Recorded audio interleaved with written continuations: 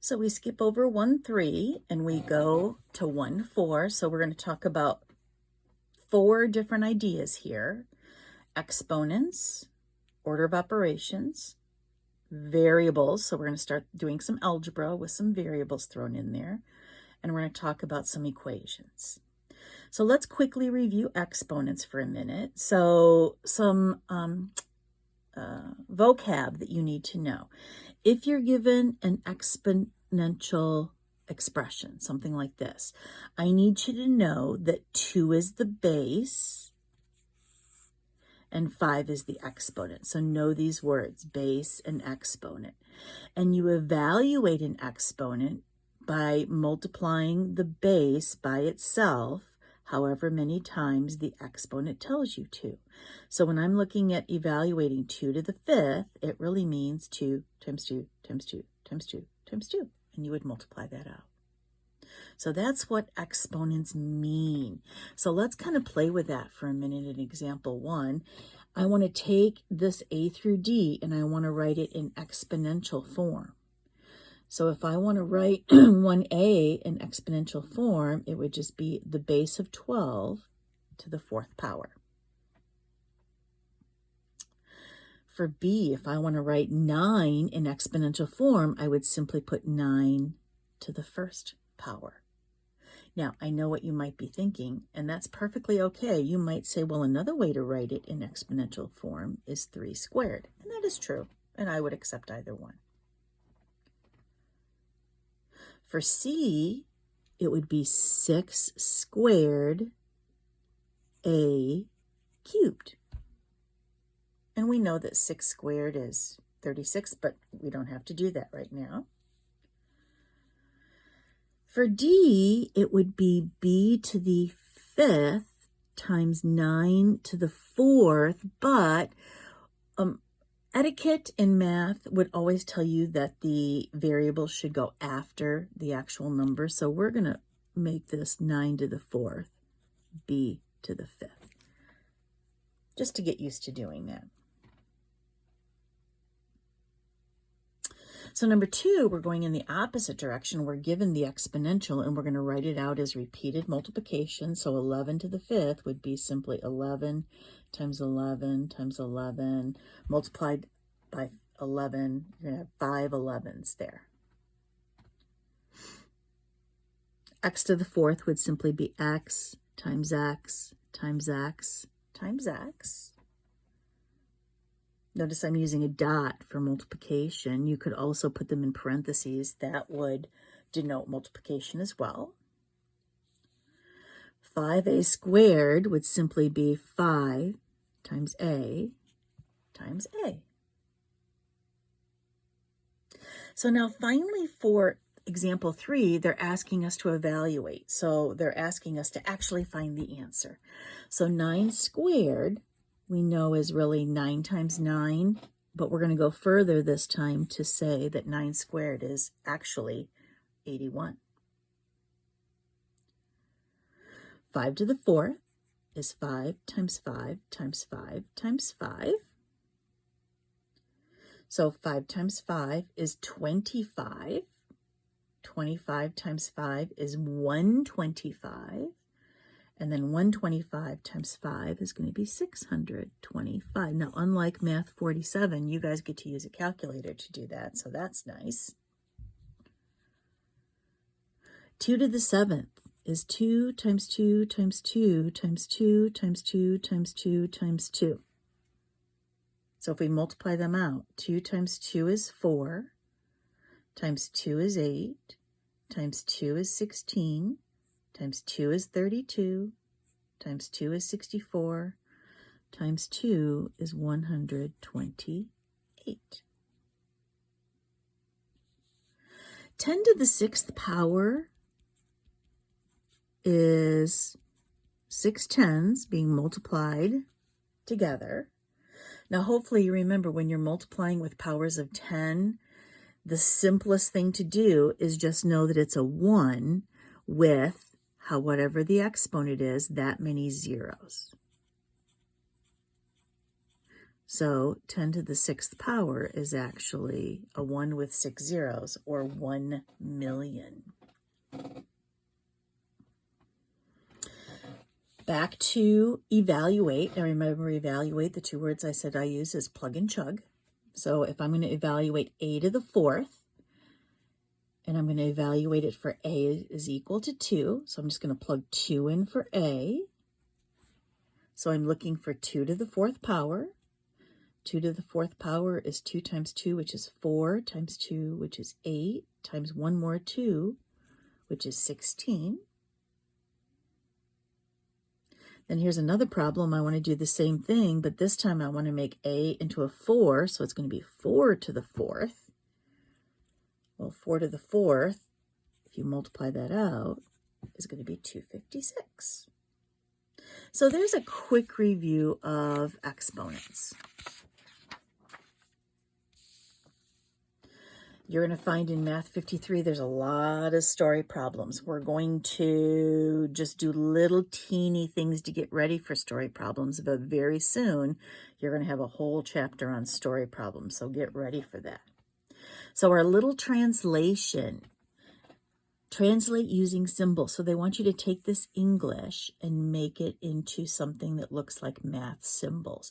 So this says 4 to the 5th power. That's simply 4 to the 5th power. That's all they're asking for.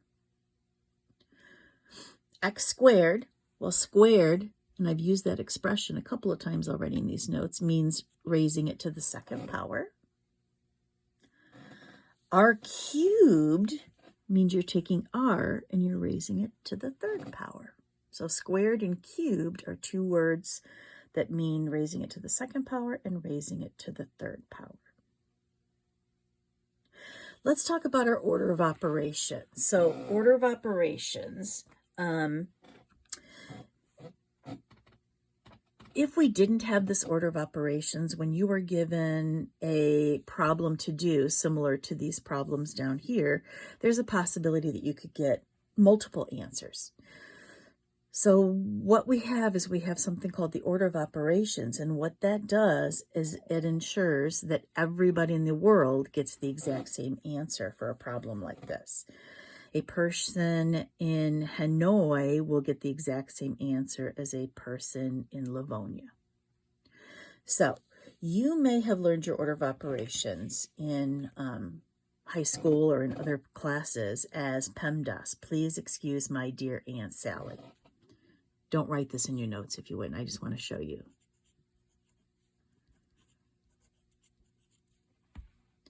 So we're not going to use this, but I want to remind you of it. So the P stood for parentheses, the E stood for exponents, M was multiplication, D was division, A was addition, and S was subtraction. So here's the problem with PEMDAS. And if you get over this problem, you can certainly use PEMDAS to go ahead and do your order of operations. But here's a problem that instructors have seen. People take PEMDAS too literally. The P stood for parentheses. Well, really, it can be any grouping symbols at all. Parentheses, brackets, braces, all different kinds of fraction bar. E, exponents, yes, so there's really no way that you can misinterpret that. It's the exponents. But here is where people get into trouble.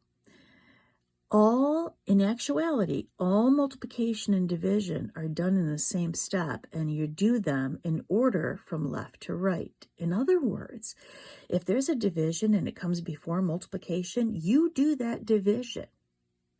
So there are instances where division comes before multiplication. Okay, and people don't realize that. They think, well, no matter what, you multiply before you divide. That is not true. Same thing with addition and subtraction. These are done in order from left to right. So there are problems where you would do the subtraction part of it before you would do the addition part of it. So there's the problem with PEMDAS, people just taking it too literally. So what some people have resorted to is they use a different form of order of operations, and it's called GEMS. Okay, so the G stands for grouping symbols. And that can be any grouping symbols. It can be braces, brackets, parentheses, anything. E is exponents. M is multiplication. Ooh, this should be an or. That's a typo there. Nice. Multiplication or division in order from left to right. And S is addition or subtraction in order from left to right. Okay, so either one, PEMDAS, GEMS, it doesn't matter. Just use the order of operations the way it was intended to be used. All right, so let's look at number 6. Evaluate using your order of operations, and we're going to show all of our steps. So if we look at 6A, well, G stands for grouping symbols. There are no grouping symbols here, so we don't have to worry about that. E stands for exponents. So we first do 3 squared, which is 9. Now there's no multiplication or division. So we're going to do all addition and subtraction in order from left to right. So the first thing I come to is addition. I go ahead and I do it. And then my final step is to do my subtraction. And the answer that you should get is 11. That one wasn't too bad. 4B. Let's look at this one. This is a problem where a lot of people have trouble. So there's no parentheses or grouping symbols, so we skip that step. Now look, the second step is to do any exponents. So we are going to do our exponents first, and 10 squared is 10 times 10, which is 100. You don't multiply the 2 times a 10. Okay, you're violating the order of operations if you do that. So our final answer here is 200. Finally, we have some grouping symbols. We have a set of parentheses. So within the set of parentheses, we're going to finish off and do our order of operations in there also. So for example, we would do the exponents before we did addition, and 5 squared is 25. We're now going to finish off that set of parentheses, and 25 plus 3 is 28. Now, these are no longer being considered grouping symbols. This is just a multiplication problem. So again, we would do the multiplication before addition or subtraction. So we would do 2 times 28, which is 56. Now we do addition and subtraction in order from left to right. So we would add, which would give me 59 minus 1.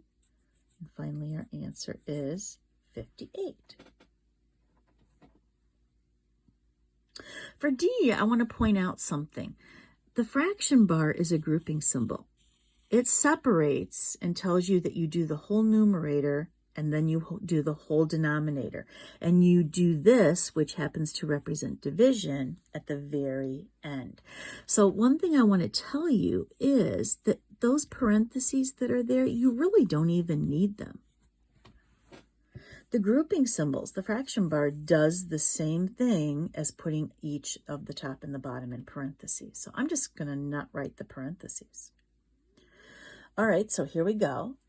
Let's work on the top. Well, what do you do first, subtraction or division? You do the division first. So 6 divided by 2 is 3.